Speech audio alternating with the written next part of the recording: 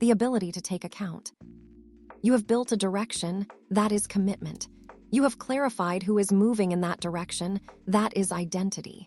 Now comes the question that gives both of those things their teeth. How do you know if any of it is working? That is where accountability enters. And accountability, at its most precise and useful, is simply the ability to take account.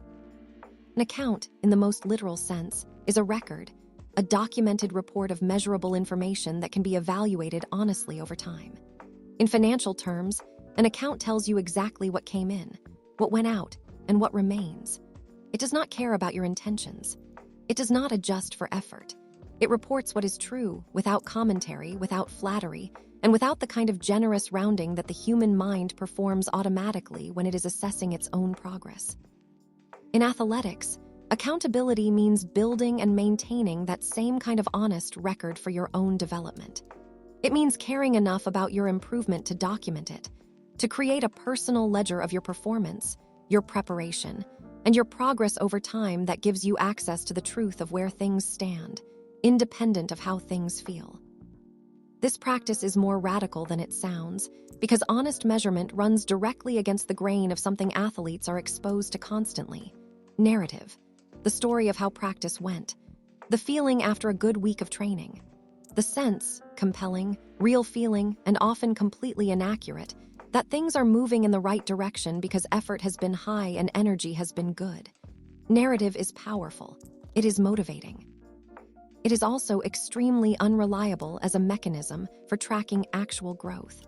Your body is very good at feeling like it is improving. It is less reliable at knowing whether it actually is. Here is a concrete example of why this matters. Imagine an athlete who has been training hard for 8 weeks, showing up every day, putting in real work, feeling genuinely stronger and more capable. Ask that athlete at the end of those 8 weeks whether they improved, and they will almost certainly say yes. They can feel it. Now check their numbers. If their 40-yard dash time is the same as it was 8 weeks ago, if their squat max has not moved, if their position-specific performance metrics are flat, the feeling of improvement is not evidence of improvement. It is a story the mind tells when the body has been working hard. The effort was real. The progress was not. And without the data, there is no way to know the difference. The data always knows the difference. Why athletes resist measurement? Before going further, it is worth naming something honestly. Tracking your own performance data consistently is something that most athletes do not do, and the reason is not laziness. The reason is that measurement makes certain things undeniable, and undeniable things require decisions. When you track your progress honestly, the numbers will sometimes confirm that the work is producing results, that the direction is correct, that you are moving. Those moments are clarifying and motivating in a way that feelings cannot match, because you are not guessing, you are reading. But the numbers will also, at times, reveal that something is not working, that a skill you have been training has not measurably improved in 6 weeks, that a metric you expected to move has stayed flat, that the gap between where you are and where you need to be is not closing at the rate you assumed it was. Those revelations are uncomfortable in the short term because they make the problem specific and the responsibility clear.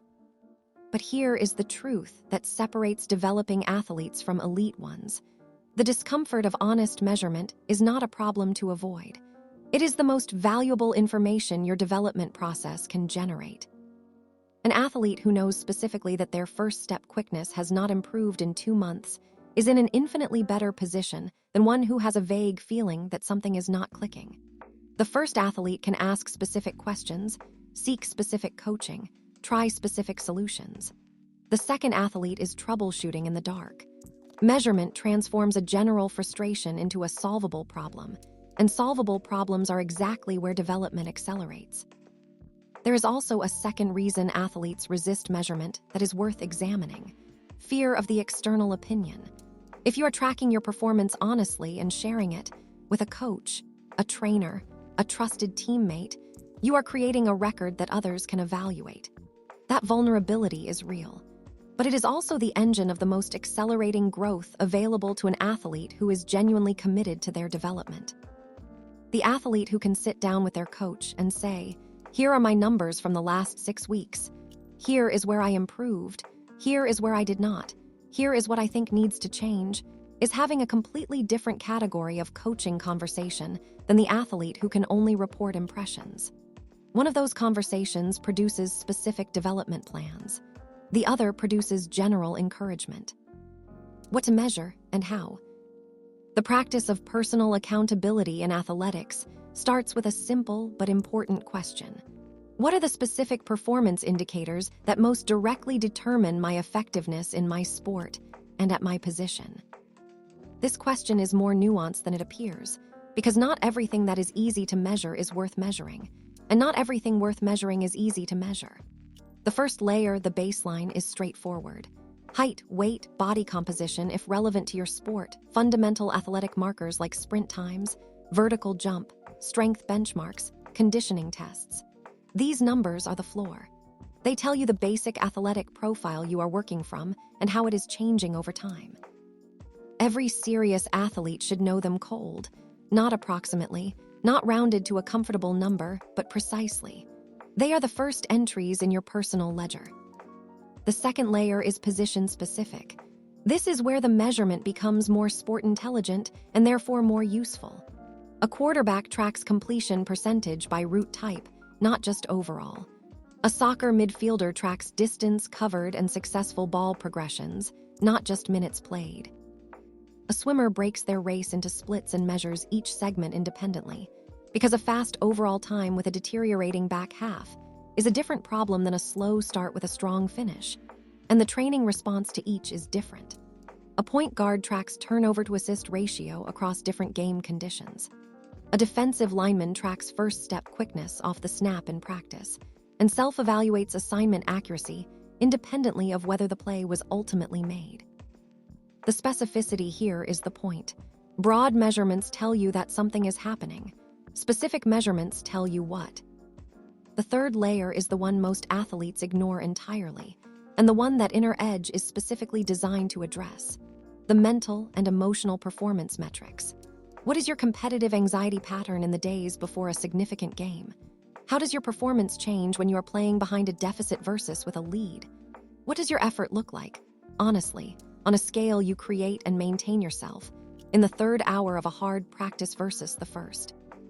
How quickly do you recover mentally from a mistake within a competition? And has that recovery time improved over the past 6 weeks? These metrics are harder to quantify than a sprint time, but they are not impossible to track. And for the athlete who is serious about performing consistently at a high level, they are ultimately the most important measurements of all. Your journal is the place where these interior measurements live. Every journaling session that this program asks of you is not just a reflection exercise. It is a data collection event. The patterns you track across 8 sessions will tell you things about your own performance psychology that no external evaluation can capture, because no external observer has access to what you know about what is actually happening inside you at game speed. CARE, consistently account for the result of experiences. Every experience you have in your athletic development, every practice, every competition, every coaching conversation, every training cycle is generating information. That information is valuable, and it is perishable. If you do not capture it, it disappears into a general impression that is already being filtered through your brain's tendency to make sense of things in ways that protect your self-image. CARE is the discipline of not letting that happen. It is the commitment to treating your development as a data-rich process that deserves the same systematic attention you give to your physical training. Not because tracking is the point is growth, but because growth without tracking is essentially invisible, and invisible growth cannot be accelerated, adjusted, or directed. To practice CARE is to say, everything that happens in my development matters enough to be recorded honestly. My wins tell me something. My failures tell me something. My plateaus tell me something, probably the most important thing of all. I am going to collect that information, sit with it honestly, and use it to make better decisions about where my effort should go next. That practice, applied consistently, even imperfectly, is what separates athletes who spend years working hard from athletes who spend years getting better. Anything worth caring about is worth writing down. The accountability principle. I consistently account for the result of my experiences. My numbers do not flatter me and they do not discourage me, they inform me. I know where I am. I know what is moving and what is not.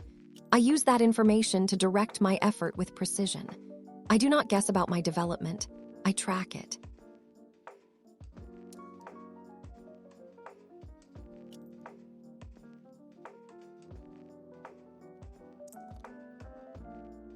Welcome back to Inner Edge. This is session 3. This session is on accountability. We have already went through session 1, which was commitment, talking about what we would be committed to and identifying our levels of commitment. Into session 2, identity. And now we're going to work our way into session 3, which is accountability. And accountability, as described in the conversational lecture, in the audio portion of this, accountability is just described as the ability to take account. And that's important, to measure things accurately with numbers. We have different types of numbers that we can use. First, we have our baseline numbers. These are numbers that generally your coaches track, or someone's tracking your numbers and your baseline numbers, your height, weight, and all those things that come with it. Then you start to have some more specific numbers that come into play that relates more into the game that you're playing, more into the field and the area that you're particular in, whatever that might be. It might be sprinting for track, or it might be weightlifting for powerlifting, or whatever it might be. There's something that's more specific to what you do that you can track, and that you can identify those numbers and be open with yourself to see the development that happens with it. And regardless of really whatever level you're at in your area, or in your practice of being accountable, you will need a certain level of consistency. And that would bring us to the acronym CARE: consistently account for the result of your experiences. And so that's what we're doing when we're being accountable. We're tracking the experiences that we had so that we can understand if there's growth, or what that growth is looking like between experiences. And that's something that's consistent with however you structure your systems throughout. Because each system will have a level of accountability within it in order to be a successful system. And here we have our principle. Remember, our principles are just general statements that starts to concrete the idea into our practical language. And so what we want to do with these is to formulate them into something that's more specific to us. I give you this example that's a little general and a little broad, but I want you to sit with it until it starts to form into your own words and your own principle that you can identify with and hold yourself accountable with. Because at the end of the day, what we do not want to do is guess about our development. We want to be able to track these things so that we know that we are unfolding our story in a manner in which that we want to. That's important. We don't want our narrative created outside of us. So we have to track it to make sure we're on par and on go with what we want.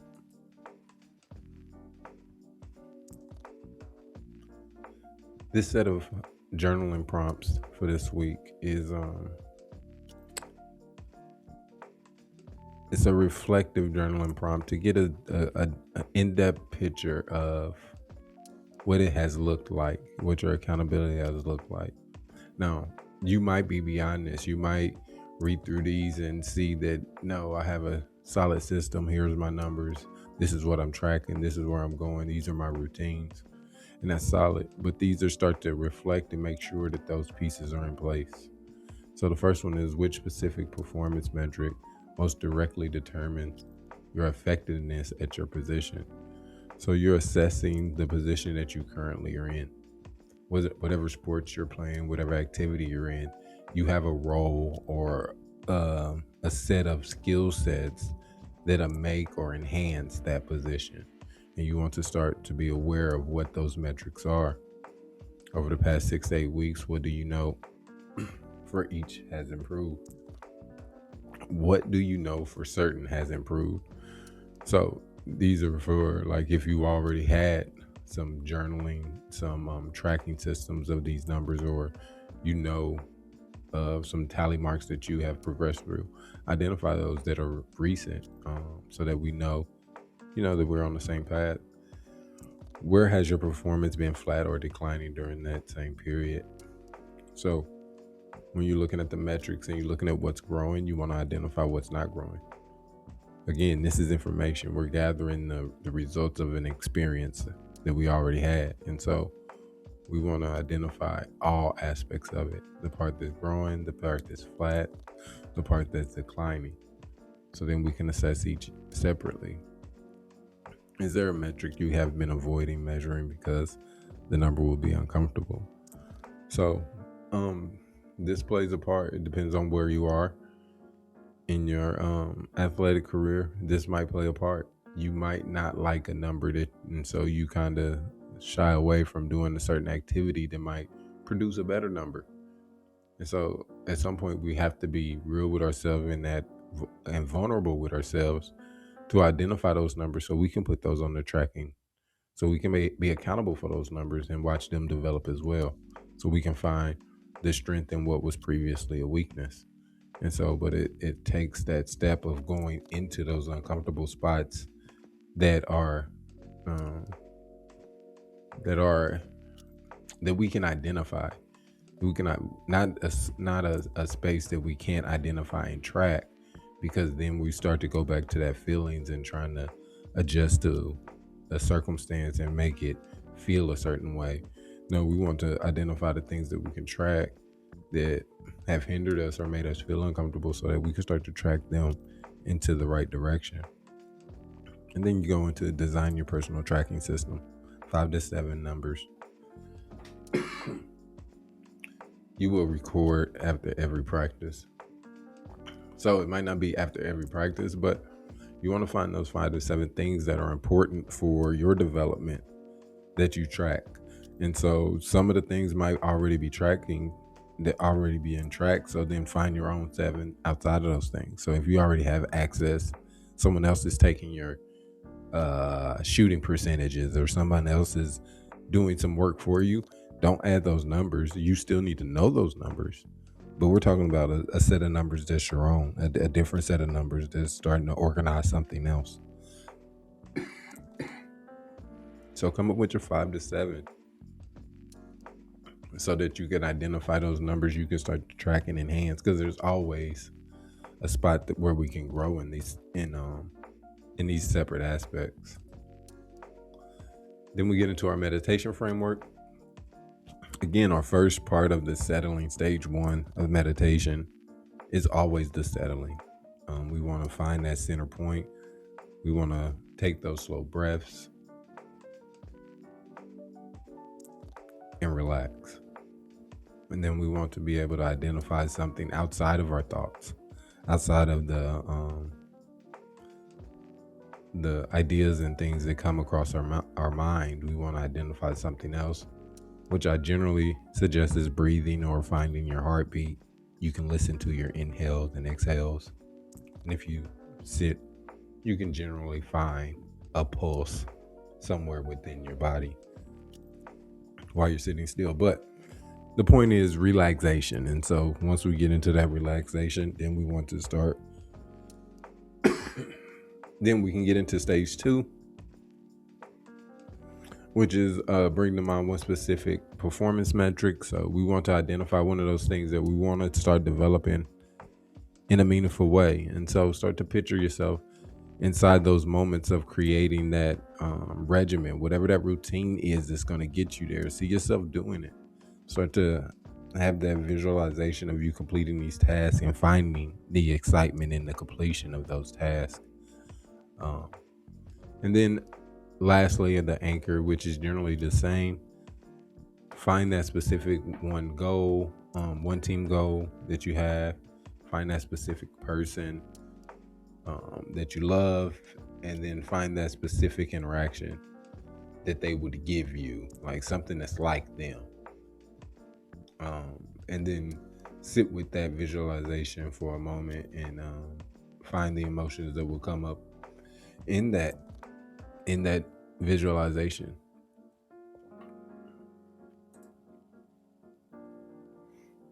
As always, there's a little work to be done, but this work is something that we already kind of spoke on. Is the journaling, the finding the metrics, the finding those numbers that we're going to start to watch develop and create the narrative that we want to create with this athletics, with whatever program we're trying to get through.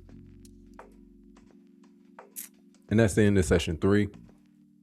So now, as we collect the data, we've already identified the commitment.